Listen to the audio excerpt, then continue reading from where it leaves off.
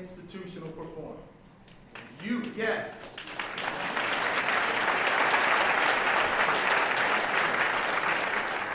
You have made this an historic event, and you should be proud of the passion, energy, intellect, contributions you have made to the furthering of our colleges and universities and of our nation.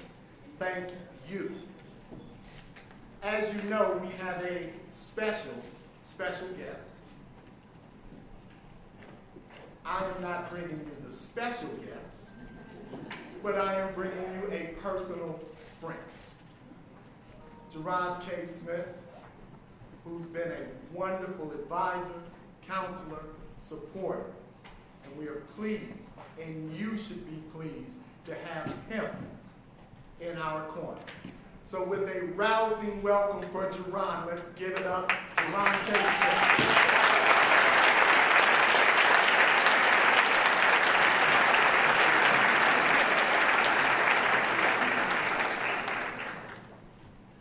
Thanks so much, Jonathan, for all of your tireless work for HBCUs. We really appreciate the work that you've done on this wonderful conference.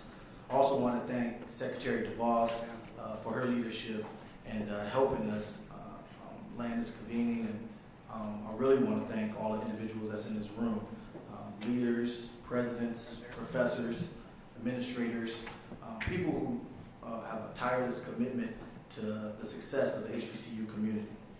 Lastly, I want to say thank you to my beloved alma mater, Howard University.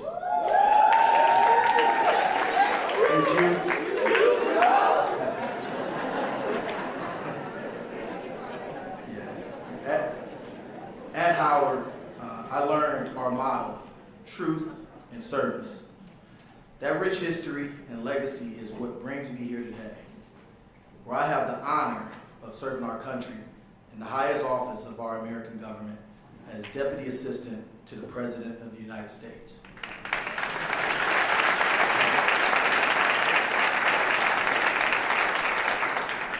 Today, I would like to tell you what I know to be true about President Trump.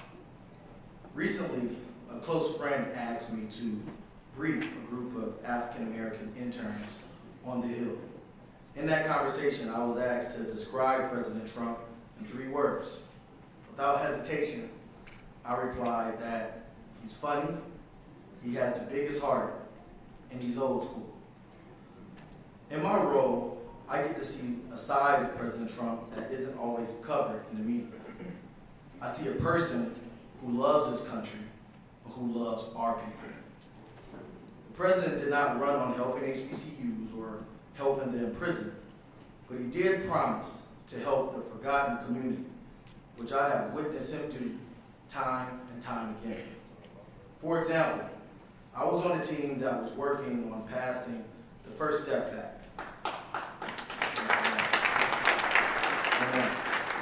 The First Step Back, which addressed unfair sentencing disparities and created a new federal prison system that focuses on giving prisoners the skills they need to reduce their risk of going back to prison. While working on the First Step Back for the president, there were individuals that mentioned that criminal justice reform could aid in winning over African American voters. But the president replied that he wasn't doing this to win votes. He was doing it because he knew it was the right thing to do. That's serious. I can also confidently say that it was President Trump who worked closely with Senator Mitch McConnell to secure time on the floor, which gave us the opportunity to get this bill passed. Since then, more than 1,000 African American men and women have come home from prison, and because of the First Step Back, thousands more will be a part of a new federal prison system that will give them the tools and skills they need to be productive members of society. President Trump has also worked to bring new investments to our most distressed communities through qualified opportunity zones. Under the president's leadership, we created the White House Opportunity and Revitalization Council, which includes over 16 different federal agencies tasked with delivering community development tools such as funding for education and workforce, economic development, entrepreneurship, and safe communities into these designated opportunity zones. This funding helps the administration partner with state and local leaders to work together to revitalize our cities. Cities such as Atlanta, Birmingham, Charlotte, Detroit, and Chicago, of course many more, while also providing shared prosperity for the people who live in those communities. Nearly half of our HBCUs are located in opportunity zones, and the President wants to leverage our convening power to create more public and private partnerships around HBCUs. Remember, with little more than a month into this administration, the President signed his executive order on HBCUs, and it was at that moment when he promised my administrations will make HBCUs a priority again. And we moved the initiative into the White House. Now, whether you're Democrat or Republican, black or white, liberal or conservative, it is important that we all work together to empower our institutions, empower our community, and empower our nation to be competitive in the 21st century. This is the vision of President Trump and the purpose of this summit. Thank you, Mr. President, for your leadership, and thank you for the opportunity to serve with you. I would like to introduce to you all President Donald J. Trump, the President of the United States.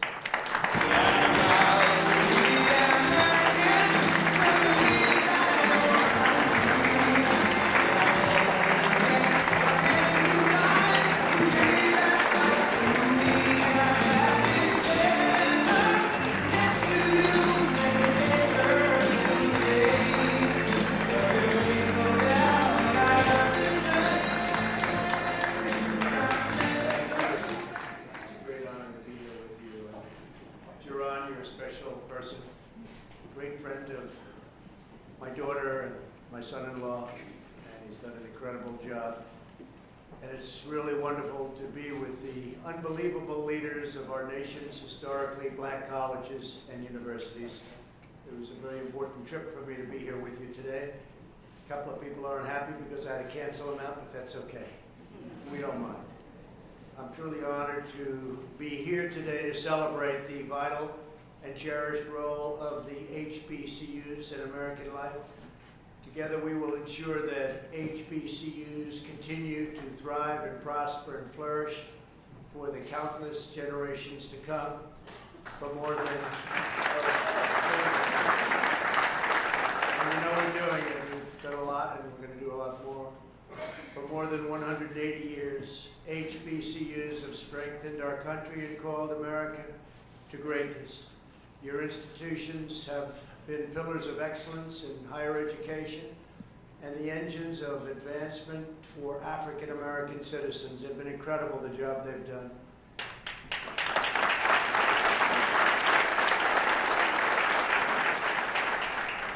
You have shaped American leaders, trained American legends, pioneered American innovations, empowered American workers, built American communities, and you've made all of America very proud of you and the job you've done and all of those great students that have learned so much from your wisdom. Thank you very much. This nation owes a profound and enduring debt of gratitude to its HBCUs.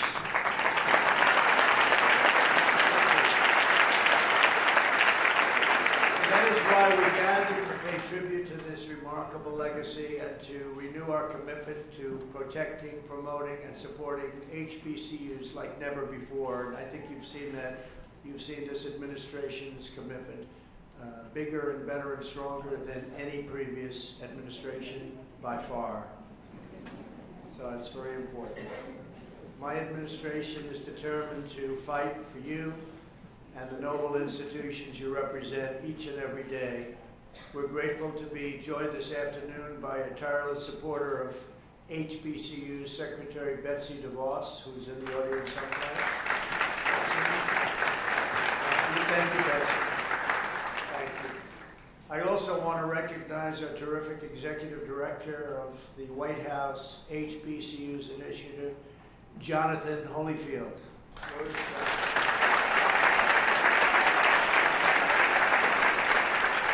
I want to tell you, Evander Holyfield is a friend of mine, and he could fight. You always knew when you went in the ring with Evander, he may be 50 pounds lighter, but you knew it was going to be a tough night out there for you. But it was something. I just spoke with my board of advisors for HBCUs, and let me thank our amazing chairman, Johnny Taylor. Johnny, thank you very much.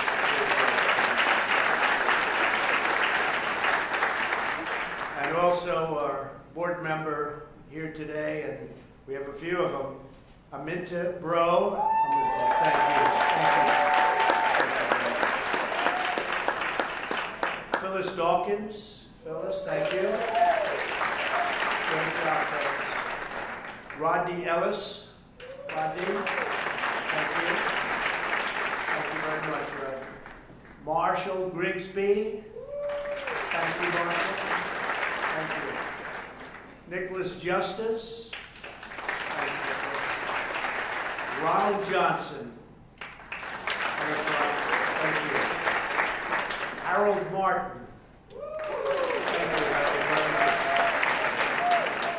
Bernard Milano. Connie Rath and Billy Hawkins. Thank you.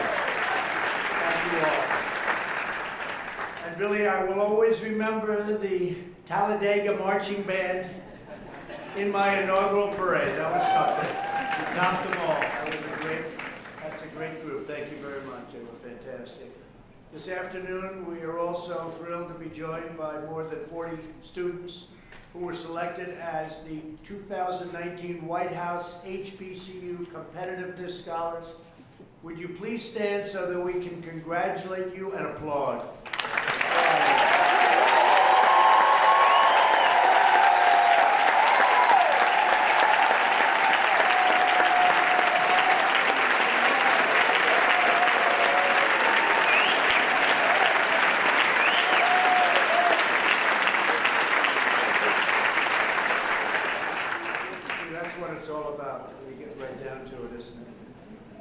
The inspiring tradition of HBCUs dates back to the Civil War era, when pastors, abolitionists, and men and women who had escaped slavery founded many of the first colleges and universities for African Americans.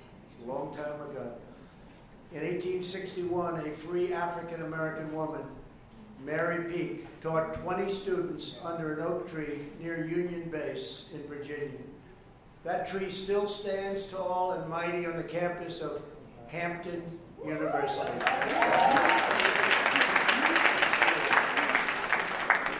In the face of immense hardship and painful injustice, your schools rose to the very pinnacle of academia, becoming many of America's finest and most acclaimed institutions of higher learning.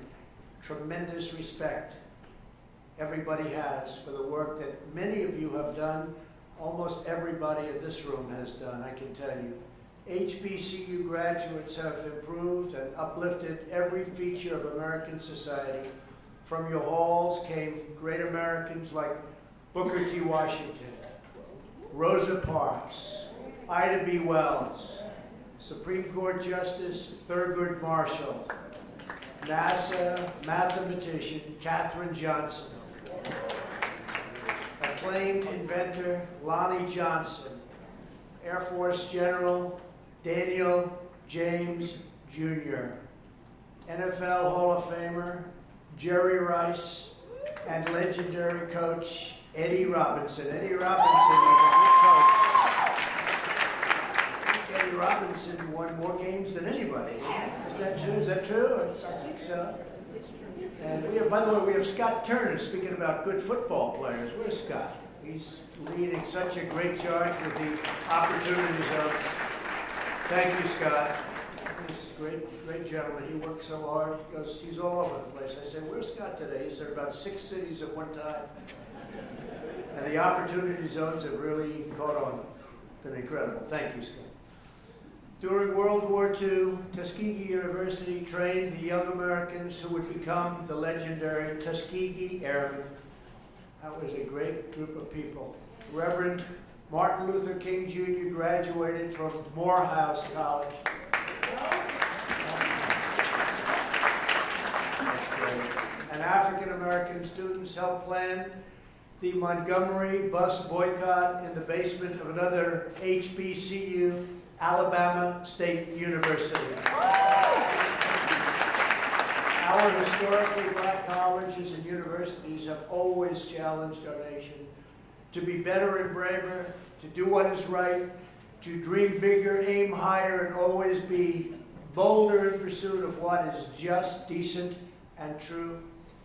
HBCUs represent only 3% of America's higher education institutions. You get graduates, 80%, think of that, 80% of African American judges, 40% African American engineers, and more than 50% of African American doctors. That's an incredible statement, from 3% overall to 50% and more. That's an incredible statistic.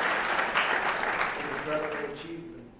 My administration is deeply devoted to advancing this amazing legacy of success, commitment, and contribution to our nation. You have never stopped working to improve this country, and you deserve a government. You have to just keep going. You really do deserve a government that never stops working for you, and you never stop working for it. You're amazing people in this room, incredible people, and I congratulate you for it.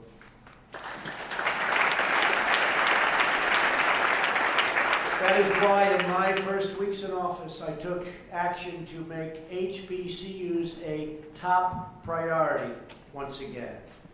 I signed an executive order to move the federal HBCU initiative to the White House, right where it belongs.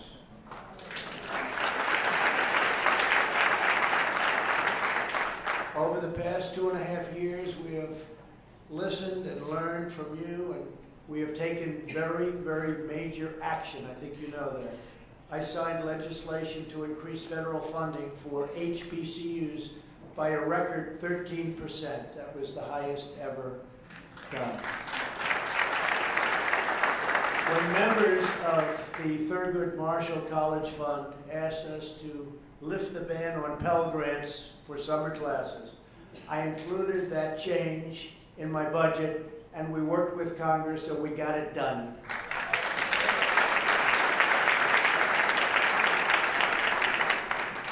And, you know, we had a little opposition to getting that done, I must tell you, but we got it done. In the fall of 2017, we met with leaders of HBCUs devastated by Hurricane Katrina, Dillard University, Southern University at New Orleans, Tougaloo College, Xavier University of Louisiana. And less than a year later, my administration took action to fully forgive their disaster loans so these colleges could get out of debt and back to their critical mission of educating our nation's future leaders, and truly great leaders they will be. So congratulations.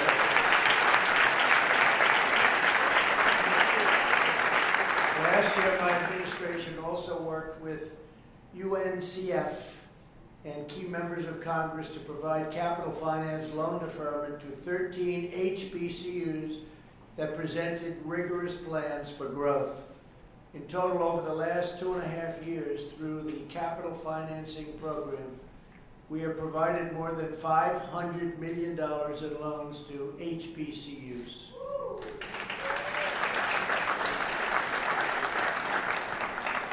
A very good interest rate, I might add.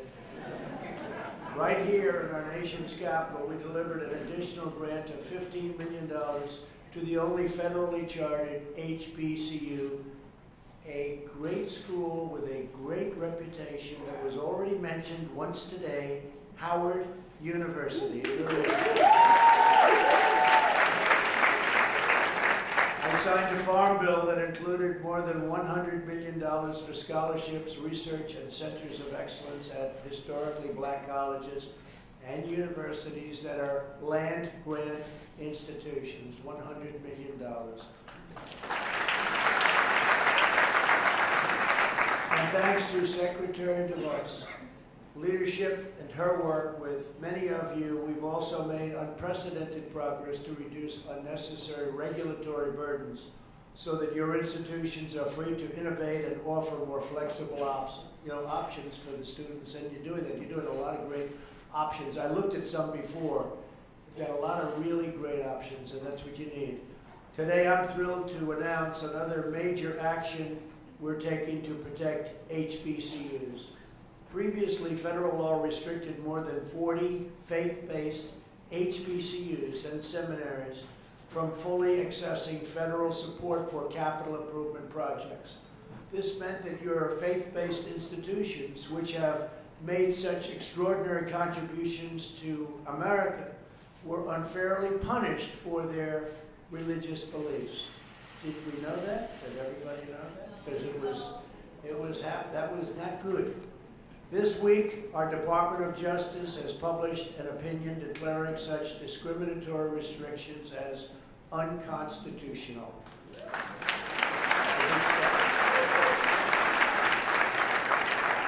And from now on, faith-based HBCUs will enjoy equal access to federal support.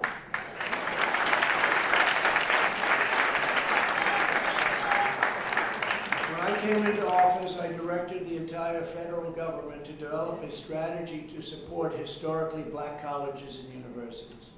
Today, 32 federal departments and agencies have released statements of priority that are helping your institutions receive resources and support that you deserve. To give just a few examples, NASA is expanding outreach to HBCU students who want to become scientists, engineers, and even astronauts. I don't know about the astronaut. I don't want to be an astronaut. How about you? Does anybody want to be an astronaut? I don't see too many. I see one. There's one brave person over there. That's pretty great, though. But what we've done there is terrific. And for those that do want to be an astronaut and those other wonderful things, it's now possible. The Departments of Labor and Education are working with HBCUs to increase apprenticeship opportunities. Our federal budget also prioritizes HBCUs in our plan to give more students access to state-of-the-art training in high-demand fields such as science, technology, engineering, and math. We want to help each student have the experience they need to get a tremendous job, enjoy a rewarding career, and join our great national effort to rebuild America. That's what we're doing. The fierce dedication to strengthening HBCUs is a core part of my administration's unwavering focus on the project of national renewal. We are working every day to make decisive decisions so that we can really avoid many of the failures of the past. There have been so many failures. It just didn't work. And a lot of that's been our government's fault. They didn't allow it to work.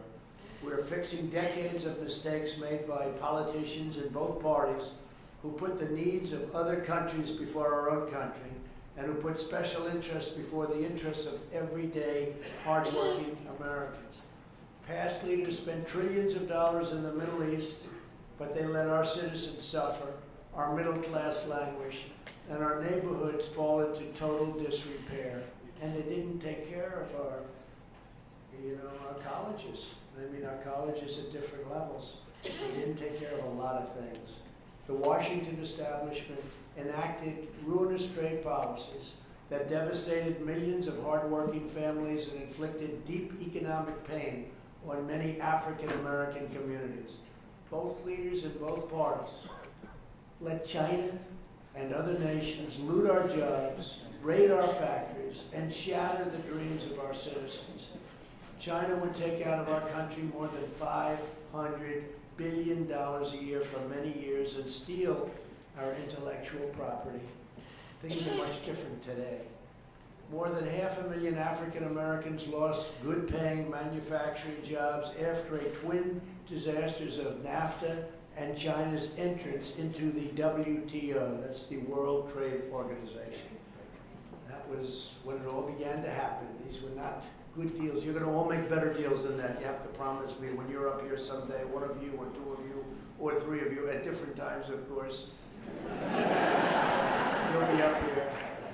We don't do any tries over here, right? But you'll be at different times, but you'll do much better than the past. But under this administration, the era of economic surrender is over. We're bringing back our jobs, we're bringing back our wealth, and we're bringing back our dignity. The stock market is getting ready, it seems, to hit the 118th day. We have had 118 records where we hit the highest point. And 3 weeks ago, they were saying recession, recession. They were hoping for recession because maybe that would hurt our chances of doing all of the things that we're doing, but we're getting ready, it looks like, to hit another great milestone, another great all-time stock market record, which to me means jobs more than anything else. Forget about stock prices, it means jobs. After years of building up other countries, we're finally building up our country, standing up for our workers and fighting for our forgotten communities. The first and highest duty of government is to take care of its own citizens. African Americans built this nation through generations of blood, sweat, and tears. And you, like all of our citizens, are entitled to a government that puts your needs, your interests, and your families first.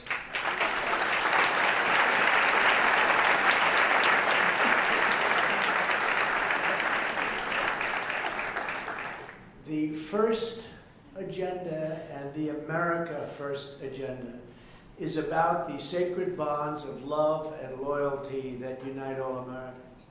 That is why we're joining forces with HBCUs to invest in the workforce of the future.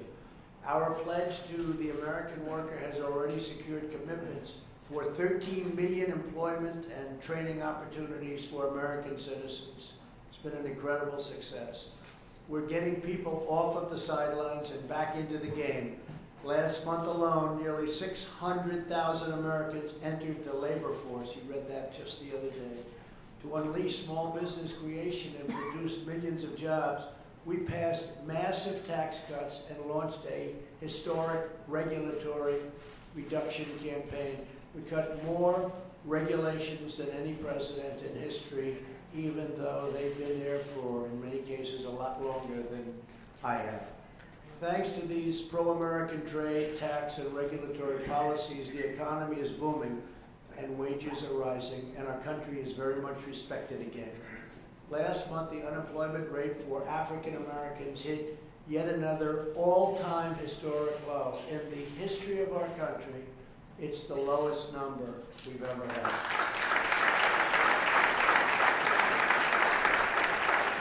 And this is very exciting, especially for the folks in the room and those young folks over there that are so great and so smart. African American youth unemployment has reached the lowest rate ever recorded in the history of our country. So in other words, it's a good time to be looking for a job, right? You picked the right time.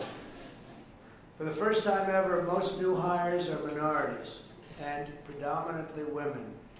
So that's a big statement. Most are minorities and women. The African American poverty rate also reached a new record low in the history of our country, the lowest poverty rate. We are, I don't know, when I'm on that debate stage with whoever I'm on, these are pretty good numbers still. Who's going to beat these numbers? Please tell me. We're working hard to ensure economic opportunity extends to all Americans, including those who have been released from prison. With employers and educational centers like HBCUs, we are supporting second chance hiring policies so that former inmates get a new shot at life.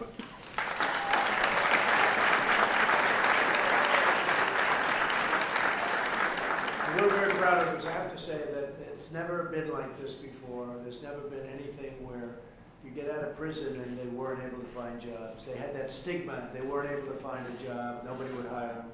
And today, a lot of it has to do with the fact that the employment numbers are just about record low for our country.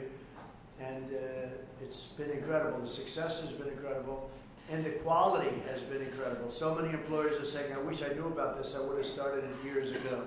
So it's been an incredible time, and there's never been a time like it as far as people getting out of prison and getting a real shot at life. So we're very proud of that. This is just one more way that we live by those two simple and really crucial rules: buy American and hire American. For this reason, we are also pursuing immigration reforms to protect jobs and wages for American workers, especially those who have been left behind. We're fighting to give every parent of every student access to school choice, because no American child deserves to be trapped in a failing school. To remedy unfair sentencing laws that disproportionately hurt African Americans, last year I proudly signed groundbreaking Criminal Justice Reform into law, a bipartisan First Step Act. So we signed that just recently. We were never able to get it, and we got it. We've taken historic action to confront the opioid crisis, and last year our nation saw the first decline in drug overdose deaths in more than 30 years. My administration has such a big thing, such a problem for our country, and such a problem for countries all over the world. It's a tremendous problem, the drug problem. My administration has also launched an unprecedented campaign to spur investment and revitalization in our country's most underserved communities. Under this vital initiative, America's governors have designated nearly 9,000 communities as opportunity zones, and that's where Scott has been so incredible. About half of all of the Hbcus are located in these opportunity zones. Scott, come up here for a second. Just come up. This guy is so unbelievable. He's so unbelievable, the job he's doing. I only asked, do you sleep? But they asked me that question too. Do you sleep? He sleeps, I think, maybe less than I do. Come on up, Scott.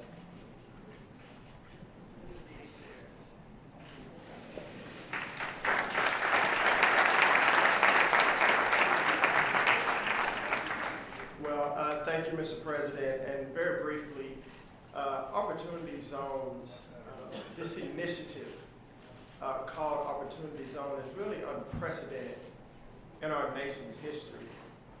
You take private capital and you partner it with public investment to bring about real revitalization and transformation in our communities. And it's unique because it's not just economic development, it's community development. See, poverty, it has no favor. Poverty is in the black community, it's in the white community, it's urban, it's rural, it's tribal, it's suburban. We've been to 38 cities in the last 15 weeks. And I've seen some of the worst cities in our country, from coast to coast, tip to tip, and even in the heartland. And one thing I've learned is that poverty does not care what you look like. It doesn't care where you come from. But I've had an old saying that I like to teach my son: we fight fire with fire. The name of this council is the White House Opportunity and Revitalization Council. Revitalize means to imbue with new life. It means to reinvigorate, to re-energize. Revitalization also has no color. Revitalization has no party, ladies and gentlemen. Revitalization starts in the heart of every man and every woman.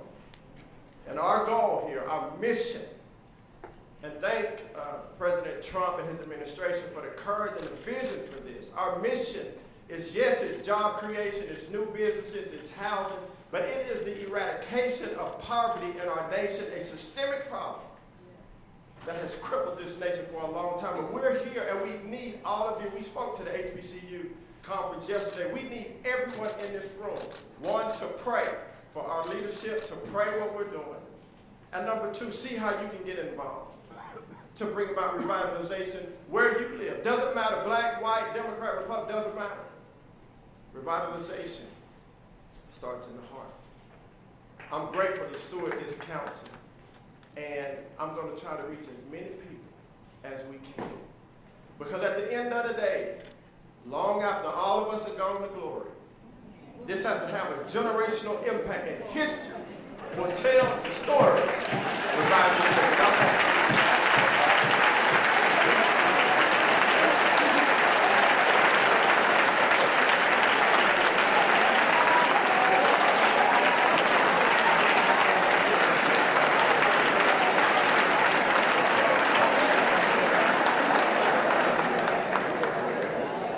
Thank you, Scott. Is he great? He's something. What a job you did, Scott. Thank you very much. What a job. I know that each and every one of you shares the same commitment to improving our communities and building a future of limitless opportunity. For nearly 2 centuries, America's historically black colleges and universities have done exactly that. You've empowered millions of students to thrive in their careers, start a business, own a home, and raise proud, strong, and loving families. That is your magnificent legacy, and that is the mission we are determined to help you carry on. We're right by your side. So together with historically black colleges and universities, we will power this nation to new heights, heights like nobody would have imagined. We will reward hard work and innovation in every field. We will champion freedom, justice, equality, and opportunity for all. We will pursue greatness together as communities, as citizens, and one United States of America. Every day of my presidency will strive to give every child of every background and every race, religion, color, and creed the best chance to reach that beautiful American dream. As we do, I pledge that we will always support the institutions which help make these goals possible. Our nation's wonderful Hbcus. We will never let you down, and we will never stop fighting for you. And I just want to thank everybody for being here today. It's a great honor. God bless you, and God bless America. Thank you very much.